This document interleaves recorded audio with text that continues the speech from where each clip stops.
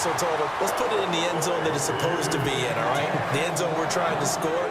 I know we're being a little bit facetious here, but the bottom line is take care of the football, and everything else should flow from there. Quick lesson, never ask the play-by-play guy a question.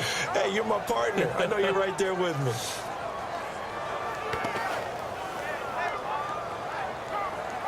Second down following the incompletion. The defensive line disperses a little bit here, maybe expecting a pass.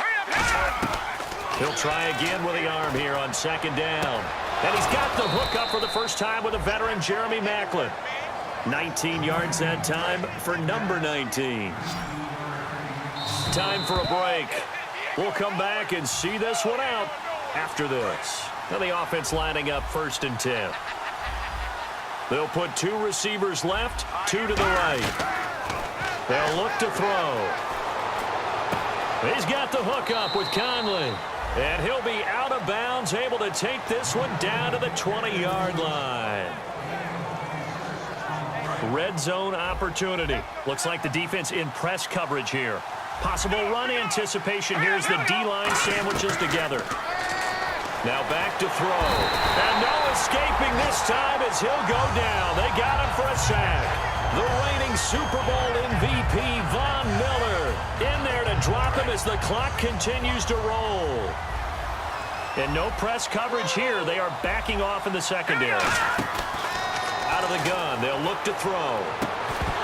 And the hit jarred it loose. It's incomplete. Oh, man, for him to be that wide open and drop it. Sometimes you have just too much time on your hands, right? You end up thinking way too much, and your hands get shaky. And yes, he's a tight end, but that's a catch he should have made. And this is intercepted, and that should do it. Picked by the rookie, Xavier Howard.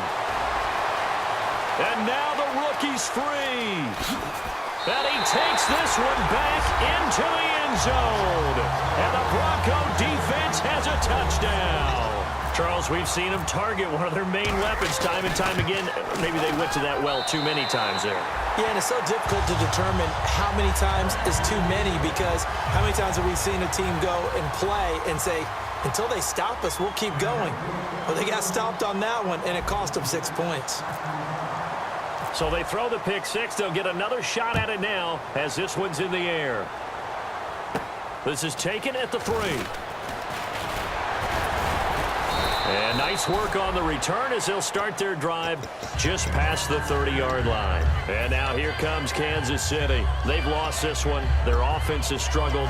Do they try to put together something here at the end just to take into next week? Yeah, sometimes teams want to do that and coaches want to. I remember one time I was on a team and we were losing late in the game like this, and you knew it was lost. It was over, right?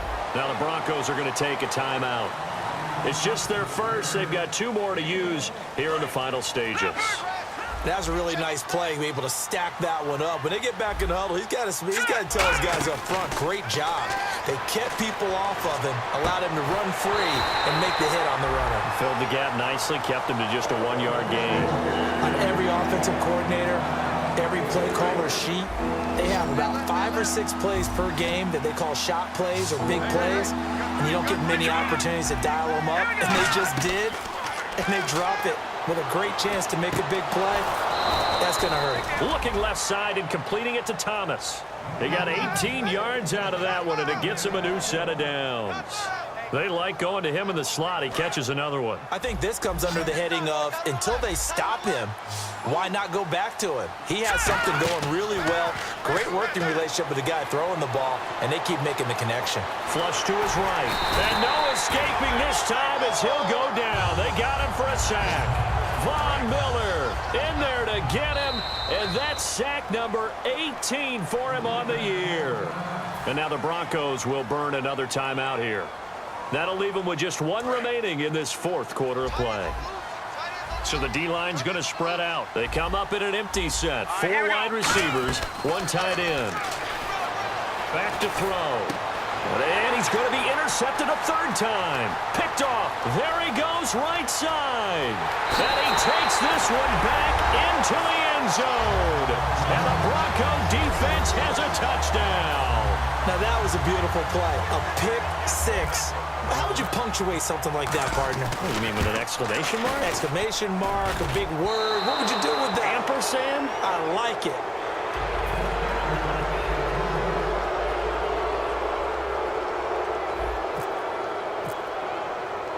So they'll get another shot on offense following that pick six. And now the kick is away. This is fielded at the goal line. And he'll take it past the 25 and up to the 28-yard line. And out come the Chiefs now. They're down big here late. I don't know. You just one last drive here for pride? Some people like to do that.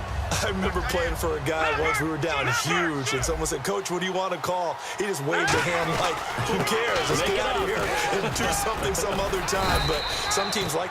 And play is stopped here. Timeout. It's the defense calling the timeout here. That'll be their third and final stoppage here as we step aside. All right, here we go. They'll keep it on the ground with Charles again. And he will lose yardage back to the 34-yard line. It's a loss of 2, now third down. Now hold everything here. We're going to get a timeout by the offense. It's just their first. They've got 2 more to use here in the final stages.